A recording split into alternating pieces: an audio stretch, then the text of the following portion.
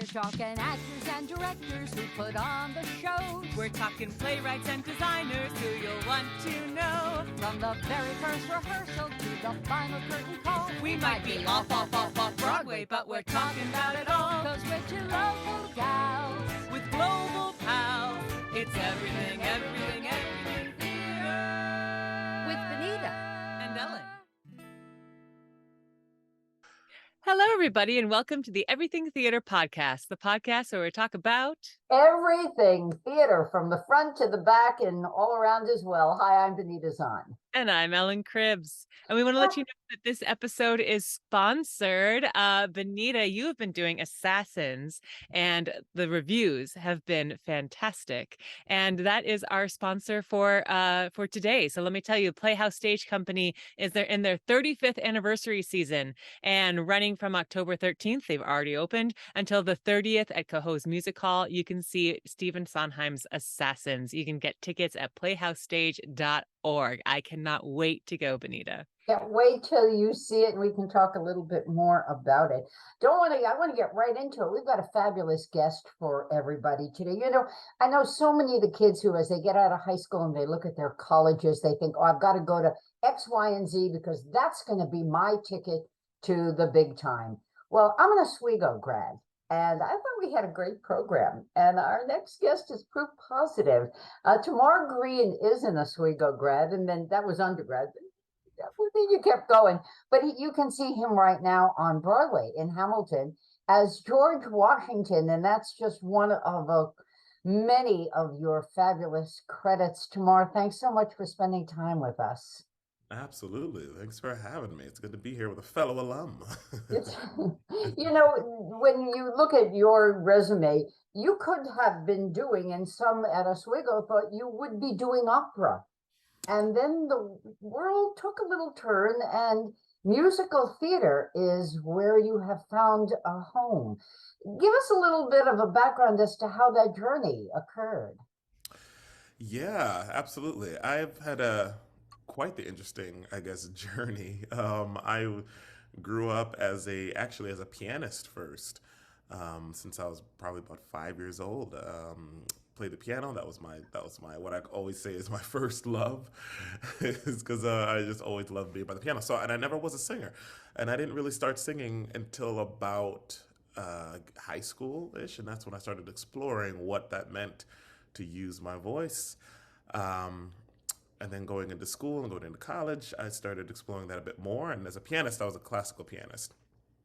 So I always loved classical music and had a taste for it already. And so when I started exploring the voice, naturally, I already had the ear for classical. So I started exploring classical voice. And that's what I studied. And that's what I studied at Oswego as well. And but then I started trying other things. I started trying to be a like wedding band singer. I was doing a bit of that. I did when I was younger as well. I was thrown into a gospel choir. That was like my first like singing thing. It was like a community gospel choir. My dad, I always joke that my dad just like, I'm one of 10. So I was like, I think he was just throwing us into anything that is possible to get us out of the house. So I was thrown into a little choir that I learned so much, you know, in hindsight, but I hated it so much because I was like, I'm not a singer, I'm a pianist, you know. But I grew to love it so much, and that was the first seed that was planted. But anyway, yeah. So I went on classically and studied at Oswego, classical piano and classical voice. And also computer information systems. Yes, I saw that and I went, wait a minute, was that your mom saying, just in case this artsy stuff doesn't work out tomorrow, you got a job? You know, it's funny. My mom always wanted me to be a doctor, of course. I'm a first generation American, and most of the women in my family are all nurses, and so like, they're like, you know, are you sure you don't want to be in a medical field somewhere? I'm like, Mom, I really don't. You know, I do not, not at all. But my dad is a DJ, like a Jamaican old school DJ and record. So we always had music around and music appreciation. And my mom is also a musician. She plays piano and she sings. So I had music around me and the support to engage in other things and other things. So when the computer came around, it was really interesting because it was something that I actually wanted to do. I had a logical brain and said, like, well, I'm not going to make any money in this music thing, so why don't I just get another side degree just in case?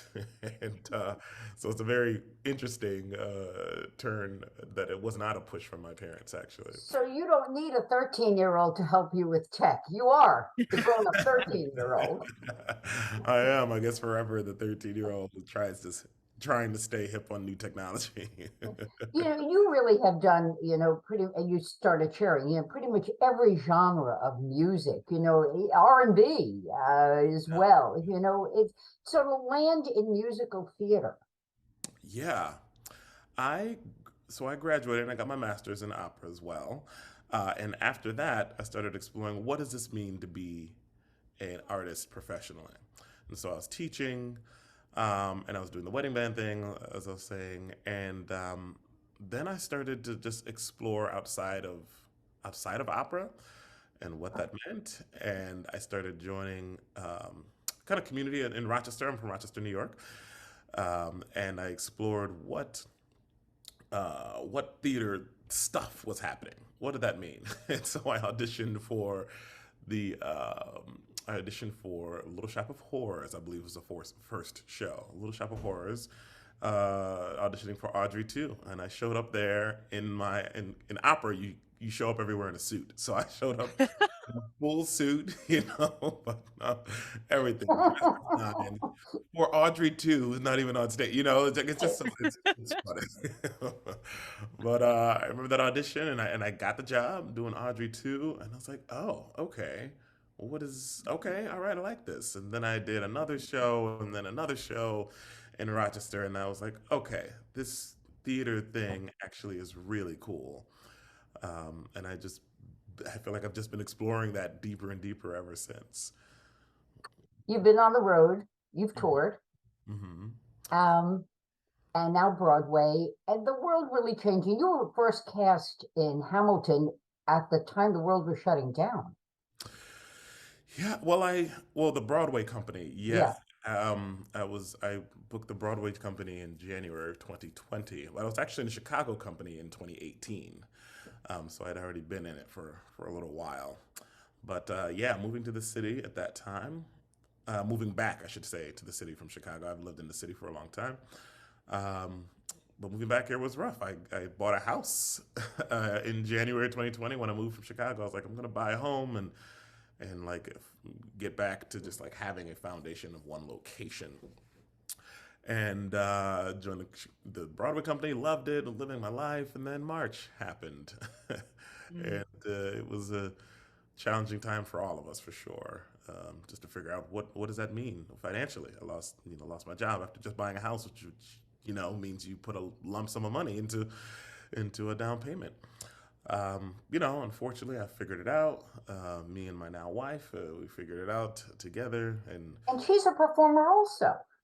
yeah, she's in Phantom of the Opera on Broadway. Yes, my wife, Lindsay Roberts Green, and we're, very, very. We've lived a good life. We had a lot of good experiences together. We toured together. We've done a lot of different shows together. So I'm very fortunate. I'd say I'm blessed. You run clinics also, program classes, and did that spring out of the shutdown of the world, or were you already doing that, Tamar? Teaching is actually something I am really passionate about, um, and I did that after I graduated, and I was trying to figure out what it meant to transition from classical music to theater. Teaching was one of the ways I did that, and so I had a studio of I think it was probably close to like 30 students. I mean, I was teaching so many kids, and it was really, really beautiful. I really enjoy it very much because as a singer who started singing very late, I felt like I'd known some things. I knew the struggle of what it what it took to not be one of those people who've been singing since they were five and knew they wanted to be on Broadway or whatever. That wasn't my path. So I felt like I had something to give back and like help folks who might feel that frustration And so that kind of was the start of my love for teaching. And so I did that. And then when I booked Porgy and Bess, the national tour, I had to give up my studio. And that was really hard for me because I really love to teach. But it's something I had to do, but it was really difficult. So since that, anytime I come back and I need, some other income, I go back to teaching. Um, and when I book a job, then I don't teach as much, and because I don't like to drop students. I really don't like doing that because I love to gain relationships with the people who I'm working with. And so, leading up to your question, the pandemic really, I had almost forgotten because I'd been in Hamilton for so long, I'd almost forgotten about my love for teaching and teaching master classes and doing things like that. So, when I lost this job for the pandemic, I started trying to figure out ways I can kind of put some miracle grow on this seed that has always been there, and like really amp that up a bit. And so I did. I started reaching out to a bunch of different people, a bunch of colleges and friends who work at colleges, and did online master classes a bunch, and different other classes with other. I teach for a company called Theater Major that prepares students to go to college and prepare them for college audition process. So juniors are getting ready, and seniors, and even maybe sophomores even who are just thinking about the trajectory of their future. So any capacity I can. I'm planting seeds all over the place, and then the pandemic really allowed me to really help grow those things and bring them back into fruition. Being in Hamilton and playing George Washington, if you just take us back to when you were first cast in the role in the Chicago Company. Was this one of those, like, I really want to play that role, and wow, I've landed it, and now it's mine? Or was it also, oh God, I've landed it, and now it's mine? Yes, and yes. That is the answer to that. I have, oh my gosh. I'm gonna go back a little bit before I booked it to give a full story. Um, like I said, I've lived in the city for a long time, and the city vibe, you start to the buzz always starts there with new shows and new things that are happening. So I'd heard of Hamilton long before it was even at the public. And I had a friend of mine actually who we worked on Porgy and Bess together. She was an audio engineer or audio tech. Or, I don't remember exactly what her position was at Porgy, but she worked audio then, and she was working audio on this new show, right? This thing, and I was like, okay, great. What is that? And I started hearing things, and I saw audition breakdowns for a show that they would make comparisons like, this George Washington is like Common, or like Lafayette Jefferson is like, Busta Rhymes and things like that were making references to like hip hop culture. And I'm like, that's a really specific thing to put in a breakdown. And I get it. So I'm like, that's really cool. I like that. But I didn't know, I know there was a lot of shows who tried in the past to, really bring the, black culture onto Broadway. And some of them weren't so successful. So I wasn't really at that time hopeful for what this thing was going to be, but it caught my ear back in whatever 2014 or whatever it was. Um, and then it was at the public, and I see these auditions coming up again, and I'm like, okay, what is this thing? And I'm talking to my friend, and she's like, I really think you would like this. It's a really cool, like, I don't know, like something like the Les Mis like time, but like very modern music at the same time. And I was like, okay, yeah, we're talking to them. I'm like, yeah, maybe I'll audition for that thing. And then I went and booked a ragtime out of town, and I was like, cause she had offered me tickets to the public, and I said, I actually can't. I just booked this. I booked this show, and I'm gonna be away. But maybe when I come back, that'd be great. I'll check you out, and check out the thing you've been working on. And then, as I was away, this is probably early 2015 at this point.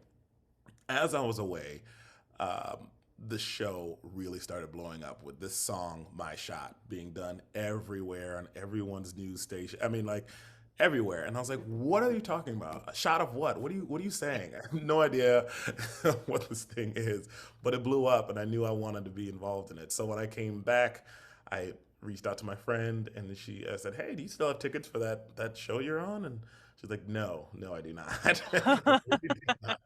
You missed your I shot. missed my shot. I really did. I truly did miss my shot. And then from that moment, I was like, I have to try to I don't know, I had to figure out more about this. And so in the summer of 2015, when it opened on Broadway, I was out with a bunch of friends and again my now wife, and we were trying to figure out what show to see. And Hamilton, the musical, was having a show that night, and I said, let's see if we can get tickets. I don't know, with the lottery happening. And I went to play the lottery, and I won the lottery. I won the lottery, like early lottery before the lines were like 3 blocks long. Um, and I have pictures of myself holding the ticket, but Wow. not with Hamilton in the background, just like I won a lottery. Like, this is so cool. Like that's so much of like I just wasn't, it wasn't a thing yet. But I remember getting in the room, I guess. And Joe Biden sitting a couple rows behind me, and I'm like, what is happening? Okay, this is kind of big then. And I watched the show, and I literally don't remember breathing the first act. Uh, and I'm in the front row, being spat on and everything. Like I was just living, and pre-COVID, can you imagine that spat on? But anyway, it was really something, and I knew from that moment that I had to be involved in this show that really truly respected the culture. All the references made sense. It was like the Schuyler sisters were like Destiny Child. It was like it was hitting me in many different levels. My parents are Caribbean. I'm Caribbean. He's talking about people from the Caribbean coming here to this country and making a better world or the life for their family and their legacy. And my father's also a DJ, and I heard these scratching sounds and like mixing sounds, and I was like, this is me. I have to be involved in this thing in some way. And so that started my long 2-year journey of auditionings and callbacks and truly fighting to get into this room and be seen.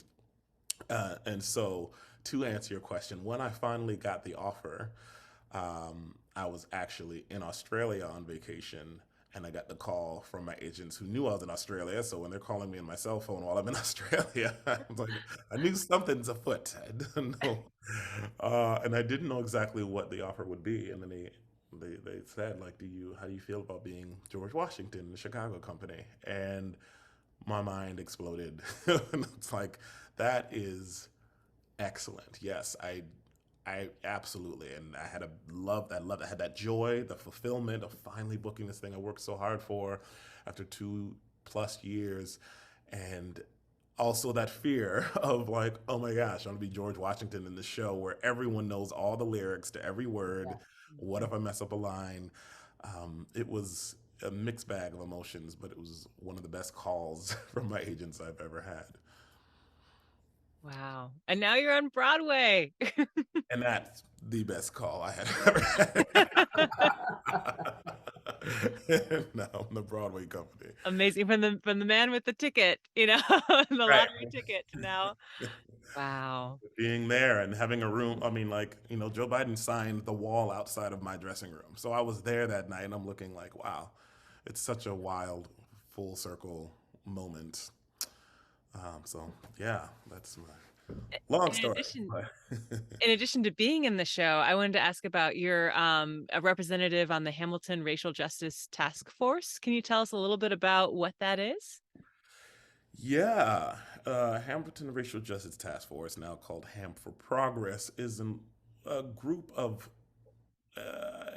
I'd say now it's a branch of Hamilton even, but it started in 2020 when a lot of this racial reckoning in the world was really being amplified, and a lot of the cast was coming together to talk about ways in which Broadway and specifically Hamilton as well can really be held accountable for ways in which they're not investing in the culture as much as financially uh, gaining from it. So we had these conversations, and we've talked to and brought it to the company, to the producers, to the management, to general management, and um, they were extremely open to the conversation in a beautiful way. Um, and they continue to be and continue to be very open about how to be about that change that we all constantly want to be a part of, and it was a beautiful thing because a lot of shows don't have to do that. A lot of companies don't have to do that. They can go on and they can even pretend that they do it and then don't behind closed doors. And so that's why I'm so proud of this company, because they show over and over again how much they truly care to be better and do better, by ways of, I mean, we started immediately and started with talking about census and making sure people understand how important it is to fill out your census, because that is also related to how much money your towns get when you're counted in the town. We do voter registration things all the time to make sure that people are really registered to vote and actively voting. And not just for the big main, presidential election, but like all the small ones as well, because that's what really affects us in our towns. We don't realize it's not just the president that affects us the most. So like just spreading that awareness, getting involved with different issues or Supreme Court things or whatever. And we really, and we have scholarship. We now have a Ham for Progress scholarship that gives it might be $3,500, I think, to young kids who are in need and who sort of relate to something related to Alexander Hamilton, or are about change and about social justice in some way. And so they write essays about it, and they have letters from their teachers, and then we get to meet them and everything, and it's a really beautiful thing. So we have a lot of different ways in which we are investing in these communities that are traditionally disinvested in. And that's a little bit on Ham for Progress. That's fantastic. Yeah. You talked about, teaching kids and how that ties in with this project. And you said something about helping them prepare for their college auditions. Yes. So for the young folks who are listening in, or their parents who are listening to the conversation here, what are the 2 or 3 things that you find come up pretty much all the time that maybe the kids aren't aware of or aren't as prepared to be aware of when they get up and take their shot, for at an audition? Yeah, I would say there's several things. Let's see. I would say um, many times students don't realize what it means to audition in general, right? What does that mean? Like, to have the order of even having your book together and having your music laid out appropriately and labeled correctly.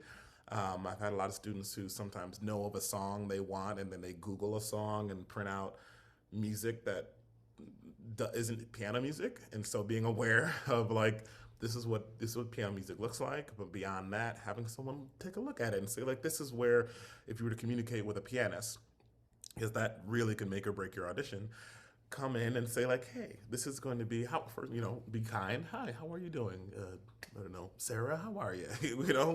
Thank you so much for your time. Here, we're going to start this here and go to this point here. The tempo is about here. That's the vibe, like tempo. That's an important one. And then like being real in the room. A lot of people like to pretend and play pretend and think that's what we do for a living, play pretend. And I don't like that phrase, and we play around with that phrase a lot, but it's when you're really connected, you're not playing pretend, you're being yourself in different circumstances. So really be yourself, because the people behind the table actually want to see something unique. They want to see something special, and you are wonderfully unique. You don't have to pretend to be what you saw on YouTube or whatever. Be yourself in these really true life circumstances that you've been given to portray in the room. And then also know that they need you, right? They really desperately want you to be great. They want you to be that one. So when you think about that, you have the power, actually. You do have way more power than you know than you know of. I know a lot of people come in the room and they're hungry, and like, people can smell that from a mile away. You really can. When like desperate to do, like, do you want me to kick my face? I can do that. I know how to Did you see me stretching outside? And it's like, it's okay. Breathe. It's all right. Be yourself, your natural self. Be kind. to everyone in the room and know that you are enough, even if you're not like, even if this project is not specifically the one for you, right? You can go in the room and still not book the gig, and that's okay.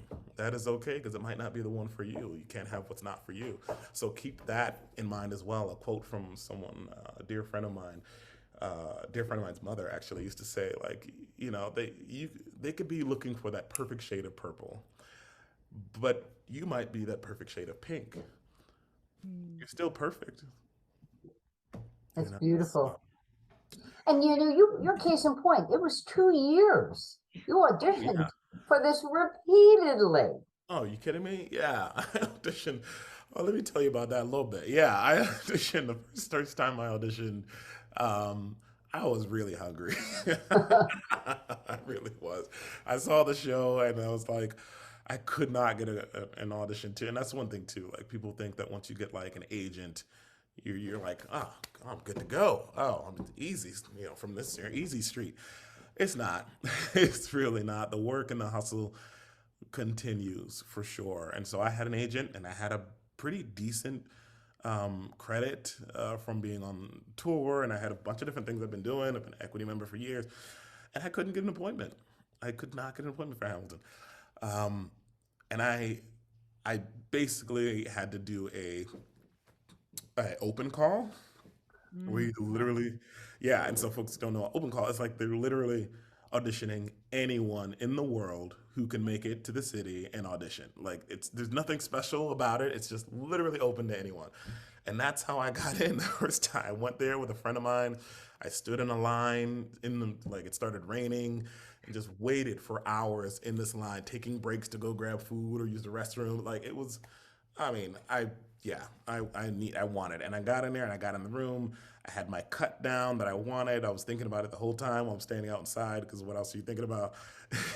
and I did my cut, and they wanted if you had something to rap, they wanted that as well. And I was like, okay, what can I do? And I thought about this before being in the line, obviously, but I did the song, and then I didn't know how I wanted to transition into a rap part because I was smashing merging two different songs together. And so I just said, okay, I'm gonna do that, and I'm gonna do a cappella this rap, and it would work really well. And so I knew I was gonna talk to the pianist and have a really like just real, because I'm a pianist too, so like I Right. understand what it's like and what they need to hear. So I went in the room finally, and I talked to the. I was like, this is the first time I'm being seen, finally, right? And I was like, okay, so you're gonna play this cut, right, just right here, and then don't slow down like you normally would at the end of a song. You're gonna keep that vibe going, and then you're gonna cut out, and I'm just gonna start a rap. That's what's that's what, so don't be jarred. That's what's gonna happen. Thank you so much for your time. And then I did it, and I'm doing the thing, and then he started slowing down, and I was like, oh no, no, please, you're gonna kill the vibe. And he kind of slowed into a nice, beautiful, great pianist, but he forgot that part, and he slowed down and finished. And I saw the lady start like dismissing me, basically, like, yeah, thank you so much. And then I like just jumped into my rap, right, and kind of cut her off because I was like, no, I need you to see Yeah. this because this is the first time I'm trying to be seen for forever. Um, and I did the rap, and she just kind of did a, like a sit back moment. It's like, okay. And then she like afterwards, she's like, okay, and she marked the paper and said, take this down the hall, and talked to the casting director down the hall, and I was like, oh yes. Finally, In the room where it happens. finally, literally in the room where it happens, and that energy, that was the first, and it still took 2 years. I mean, I had a lot of learning to happen. I was still hungry in the beginning, and I was in for Mulligan Madison at the time. That's really what I wanted, but I hadn't really I seen the show one time, obviously, but like didn't know the show yet. It was not as popular as it is now. So I was messing up lines. I had the paper in my hand trying to read these fast words. I was like, this is not this is not great. I think instead of Sons of Anarchy, the line, Hercules Mulligan, a tale of spying on the British government. I think I said, I'm running with the Sons of Anarchy and I am loving it. That's what I said. And uh, she was like, you said, it's Sons of Liberty, and I was like, What did I say? Not the TV show. I just finished binging the TV show. So like, this is anarchy. It was a Well, mess. we're having a great time here, and I'm like the clock keeper, and I just see that. Oh yeah, yeah, yeah, yeah. No, Totally. but we've got some questions. I sort of hinted at you. So, Ellen, why don't you jump in with the close up? That's right. We have a close-up segment, just some rapid fire questions about you. So, Tamar, you ready for your close-up? I am. Let's go. I want to bring this. Yes. Okay. What is the moment for you where you just knew in your life, I have to do theater? When I tried not to, I I really did. I tried to use my logical brain and said music is not it, and so I got a degree and then a job in computers, being a tech support manager and a team lead. I got a promotion to team lead and everything, and I realized I was not fully fulfilled, and so I was like, it's time to go back. Mm. Yeah, Which that's a rapid fire answer. Go ahead. that's all right. What shows had the biggest impact on your life, whether just seeing it, reading it, seeing it? Porgy and Bess and Ragtime were the two. I had never been involved in a show with so many brilliant black people. And I didn't know that really existed on really. I guess I wasn't exposed to so much of that. So both of those shows have that, and then Ragtime as a pianist. Colehouse Walker Jr. is a dream of mine, and that show, watching that arc of that show, it's really really beautiful. Mm. Are there any other shows out there that you're like, it's got to be on my future resume? Um, Actually, no, not right now. I don't have one. There's some new stuff coming up, and I'm like, maybe we'll see. But no, that's my Ragtime is my dream. Colehouse is one of my dream roles for sure.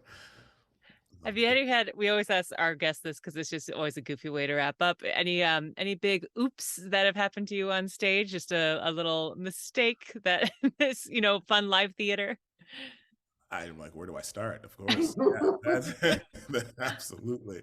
I always I share this moment in Right Hand Man after I finished the whole intro and everything, and then Burr comes in, and now I'm like trying to place myself in it. Like, what does he say? I'm gonna go back a little bit. Are these the men with which I defend America? Right at midnight. I cannot be everywhere at once, people. I'm in dire need of assistance. Okay, come back. Your Excellency, sir. How are you? Blah, blah, blah, blah, blah, blah. We have that moment.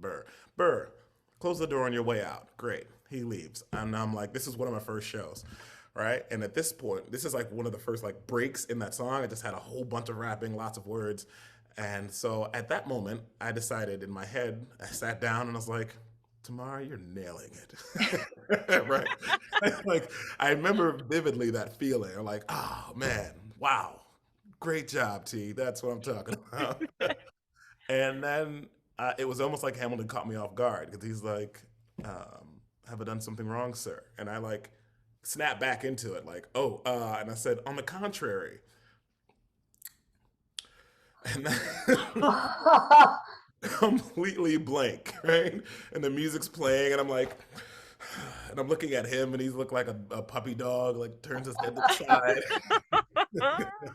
And I lost it. I felt like I was there for like 10 minutes, and it was a Ferris Bueller moment of like, your answer, please. Like, it was pretty dreadful moment. In real life, it was probably like 5 seconds, if that, maybe 2 seconds. And I came back on. I'm just like, Jerry. I don't know. I just said something because I knew it rhymed, and that's it. And I kind of moved forward. But those kind of little slips are very real, and you truly have to forgive yourself immediately. Yeah. And then move on, because it's got to move on. That's a good place for us to call it. Forgive yourself. And listen, wishing you a wonderful long run, and eventually landing Colehouse. And you'd be spectacular. It's been delightful. Ellen, you've got our green room, yeah? Yeah, so make sure you go check out Playhouse Stage Company's production of Assassins. It's all about these successful and would-be assassins, and it's a very timely piece, very kind of interesting to see it in this modern setting. So check it out, and the reviews have been fantastic. It runs until October 30th at Coho's Music Hall. And get down to the city, treat yourself. Tamar Greene, Oswego grad. Yeah, it's my little long, I should pull those up, but fabulous. Thanks so much. I know you're going to be doing a concert at the school, and I know they're all looking forward to that as well. And we've really enjoyed having you with us. And seriously, if you haven't seen Hamilton yet, treat yourself. Let's go. New York City, Richard Rogers Theater, people. Let's go. And you'll know the man behind, right? Absolutely. Thank you. Thanks all for joining us. I'm Anita Zahn. And I'm Ellen Cribbs. We'll catch you next time.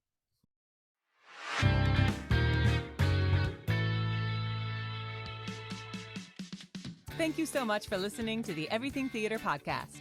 Special thanks goes out to Alice Grinling for our photography and Justin Friello for composing our amazing theme song.